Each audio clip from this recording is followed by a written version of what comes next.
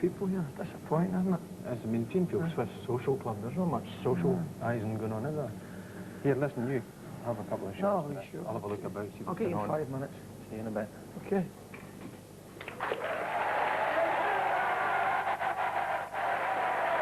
Thank you!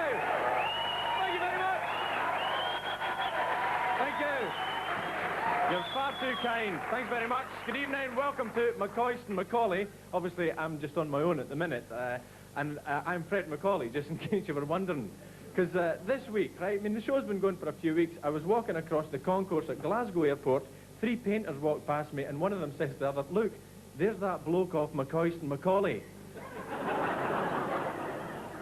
Exactly how much more information do you need? Right, this is my hometown. We're at the Jeanfield Swifts Social Club. I'm from Perth. That's where I grew up. And yes. And I've still got a fair bit of growing up to do. I still get advice from my parents. I don't know if any of you people are like that. I mean, I've got family of my own. My mum phoned me up recently and she said, what are you up to? I said, I was going over to Northern Ireland. She said, well, listen, if you see any bombs, don't hang about. And I thought, well, thank goodness you phoned. Because you know what it's like. You'd see a bomb, you go, now what did my mum tell me? I've got dinner money, I've got clean pants on. Oh, it's a bomb, of course, don't hang about, right? And I was over in Belfast, and I took my mobile phone over there, right? Now get this, for irony. I've got an orange phone. I think you're way ahead of me, aren't you? You can't get an orange signal in Belfast, right? Luckily, I had my backup Feniancom system, so it was all right. I'm going to tell you this, right? Jeanfield Swifts Social Club, known as Jeanfield Swifts since 1972. Prior to that, it was called Jeanfield Swallows, until a complaint from a local resident, a Mrs. Jeanfield.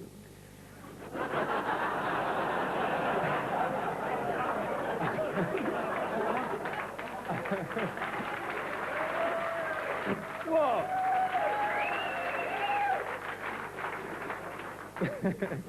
Either the club had to change its name or she did. Her habits.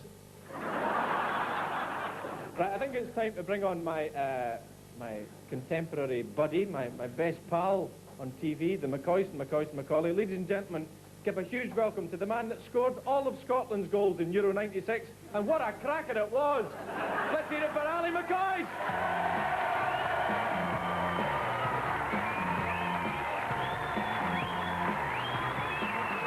We're out in Perth earlier on today, and I'm sure you'll agree the VT insert later on will be quite amusing. We met some great people. But our first guest this evening is best known as the Interrogator. He's also best known for the catchphrase, I've started, so I'll finish. Will you please welcome Magnus Magnusson?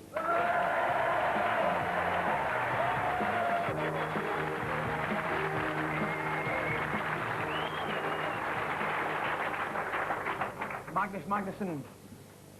Your 30 seconds starting now. What should Gary McAllister have done with the penalty at Euro 96? Pass. What would you do if you saw Ali McCoy standing at the side of the road with his thumb out? Pass. I'm getting the drift. You'll get it soon. What does Fred MacAulay do with wind after a Vindaloo?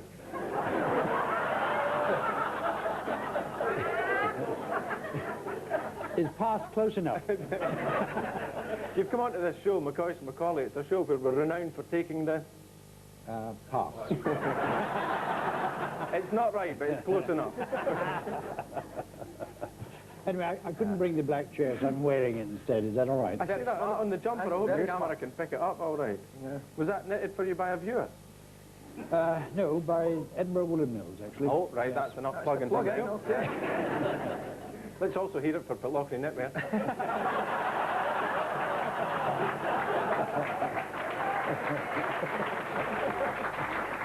25 years have been going with Master and Magnus, and it just came to an end. How do you feel about it? It's been a good 25 years, you know. I feel very happy to have done it. And now on to other things.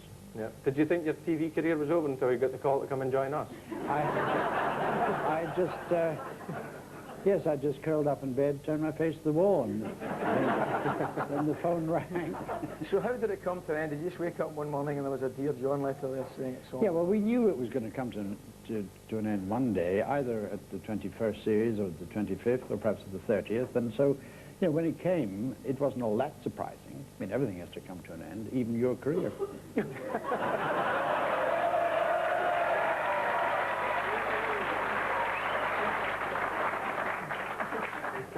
And it's happening sooner than you think. I mean, TV or football?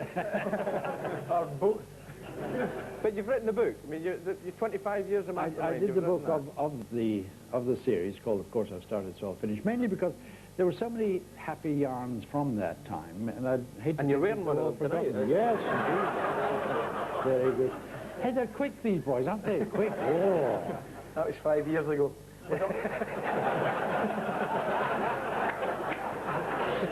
We had one guy on who reminds me of you two, actually. He was a little fella, very earnest, very serious. You wouldn't think that he was capable of making a joke. He was a cell biologist from Bristol University called Dr. Geoffrey Boss. And in his general knowledge questions, I asked him, what is the capital of Mongolia? Think quick as a flash, almost as quick as Ali. He said, which one? I said, wait a minute. That would have been my question back. You mean there are two of them? And so I got in touch with the production team. You know, which one do we mean? And we could only think of one, you know, Outer Mongolia, which was Ulaanbaatar or something like that. So before we started recording again, I said, Geoffrey, I said, look, what would you say if I asked you, what is the capital of Outer Mongolia? He said, I'd say pass, I don't know either.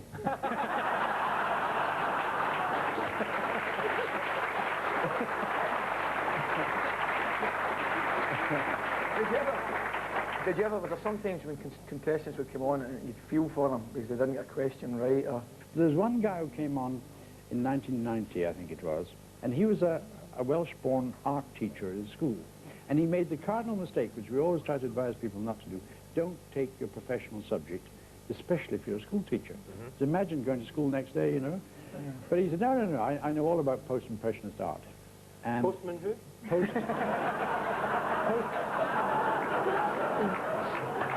It was post-impressionist Pat. And it's just black and white cat. That was all. And he just froze. He just froze. He did quite badly. And next morning at school, whenever we walked down the corridor, people started going dum da da dum dum da da dum, you know. And when he asked questions in class, they all said, pass. And he gave up after 18 months, and he became a bus driver instead. It's sad. He's a bus driver. Yeah, but he is now very famous because he was pilloried on the BBC as Disaster Mind. And he's been on more chat shows than me as a result. He's done very well about it. Oh, good for him. But there was another famous driver as well. I mean, the taxi driver, wasn't it? Fred Housego, wasn't it, 1980? Fred Housego. Was there any truth? He started to answer these questions like that, wasn't it? Pass.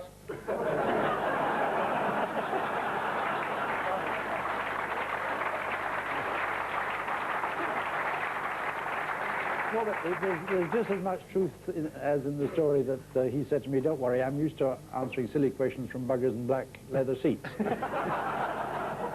Well, he actually haunts me because everywhere I go, you know, I'm feeling very important about Mastermind. They say, tell me, what's Fred Housego like? And all you can say is a cheeky little sod, but he was very good at Mastermind. In fact, he helped Mastermind a great deal because he proved that you didn't have to have a list of PhDs to go on Mastermind. You didn't have to be a professional knowledge broker. You could just use your noddle. Well, you could, anyway. Oh, we did have one guy who nearly said his own questions. Yeah, he was a man who came on, he said he wanted to do the music of Liszt. So when we did specialized questions, we always looked for the leading world authority on that subject. We were told by everybody, the champion on Liszt is the president of the Liszt Society. So we wrote to him and said, please could you set 30 questions for Mastermind? He wrote back saying, I'd be delighted, I'm the contestant. Did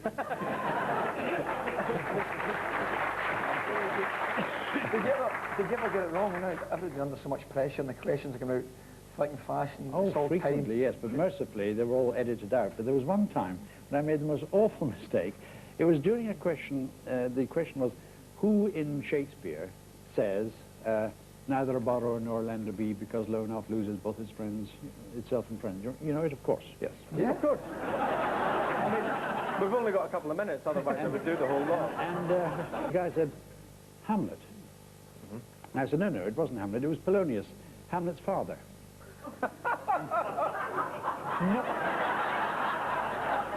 Nobody noticed that, except when we were going off the set at the end, one of the scene hands said to me, since when was Polonius Hamlet's father? Hamlet's father was dead at the beginning of the program. Now, apart from writing the Mastermind book, you've also written a book about the island of Rum. I see, we've touched that. A chord in your heart. Well, Rum is a very special island. It's off the west coast, as you know, in the Hebrides, and it is owned by Scottish Natural Heritage. And I happen to be the chairman of Scottish Natural Heritage. And 40 years ago this year, Rum was bought by the public agency, which was our predecessor body. And since then, it's become our sort of flagship national nature reserve. I wanted to tell the story of that because it is a paradigm of the story of the West Coast. You know, its ecology was hammered by too many sheep. The inhabitants were cleared out in the 1820s. It became a sporting estate. And when we took it over, it was a treeless island. And so what we've been doing for 40 years is trying to regenerate the woodland and regenerate the economy of the place. Because I hate seeing islands which are sort of remittance men from Edinburgh, because all the people employed in Rum are basically employed by Scottish Natural Heritage, and I want to change all that.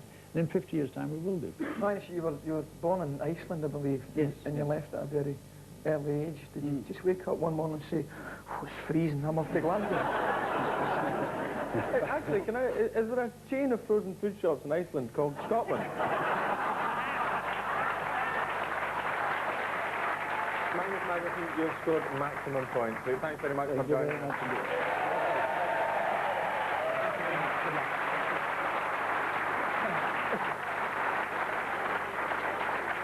Now, as you know, Ali and I have been touring about Scotland and having a great time doing that, but sometimes, you know, even we get fed up with the rock and roll lifestyle.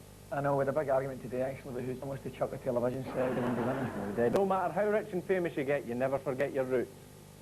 Channel 4, I mean, who makes us rubbish anyway? Right, telly's going out the window. Don't throw the telly. Telly's going to... We're not on any of the channels. Telly's going out the window. Where are we anyway? We're at, Peru. I'm at Perth. Perth. That rings a bell. Perth. I'm from Perth. I remember now. Yes, this is my hometown. Come on, I'll take you out, Ali. We'll go and see the local football team. St. and Gravesy, it's called. Something like that. We'll go down the shops. Are you coming? Yeah, let's go on then. Well, away. Let's go. We're not on any channels here. That's unbelievable. Skid row, please. Just across the road, there's the old school. Oh, yeah. Ah, God, memorable times there, Ali, I can tell you. Yeah? Never forget my time at that school. What was it called again? I can't mind. No. Actually, the wee hut round the side, that was where you used to go and smoke the odd cigarette if you were a nasty boy. And there's a special place round the front of the smoking shed where you could park your... And once, just round the corner here, there's a pictures, just the cinema. Cinema. I arranged to meet a girl there. Gosh, I was only about 17. Gone with the wind, wasn't it? She might never be. You're going to be wearing a leopard skin coat, knee-high boots. I doubt very much. Hey, put the boot down, driver, will you? I don't think so. It's been a long time, Fred. Do you think everybody will recognise you, or anybody will recognise you in Perth? I think it's more likely that everybody will recognise me, Ali. You think so? Aye, I was that well known. You sure about that? Hang on. Yeah. Hello, Fred MacAulay. Yeah, add another nothing in the end and we'll think about it. Who are you then, son? Who am I? I'm Fred MacAulay. Enjoyed your programme. You like it? Thanks very much. You not been watching the TV show McCoist and MacAulay? No. I watch it, but it never penetrates my brain, son. Does it not? Alright, well we'll need to try something a wee bit louder or something like that. Something a bit more penetrating and in-depth. You never heard him?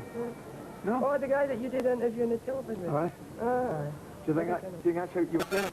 We didn't care about that. Sure, didn't care who you were either. Oh, I hope you're choking your cake.